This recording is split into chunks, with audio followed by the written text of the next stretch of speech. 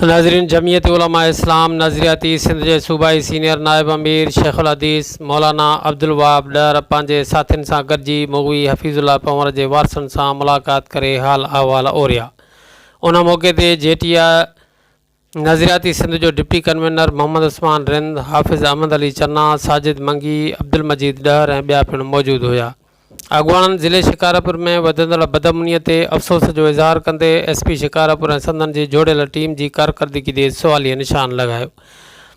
हिननि मुग़वीअ जे वारसनि सां हमदर्दी जो इज़हार कंदे हर क़िस्म जी मदद ऐं सहकार जो यकीन जी। नाज़रीन, ताज़ा तरीन अव्हांखे ख़बर ॾींदा था हलूं त जमीयत उलमा इस्लाम नज़रियाती सिंध जे सूबाई सीनियर नायब अमीर शेखुल हदीस मौलाना अब्दुल वहाब डर पंहिंजे साथियुनि सां गॾिजी मधीजी पहुची मुग़वी हफ़ीज़ुल्लाह पंवर जे वारसनि सां मुलाक़ात करे संदन सां हमदर्दी जो इज़हार कयो आहे ऐं हर क़िस्म जी मदद ऐं सहकार जो यकीन पिणु ॾियारियो आहे।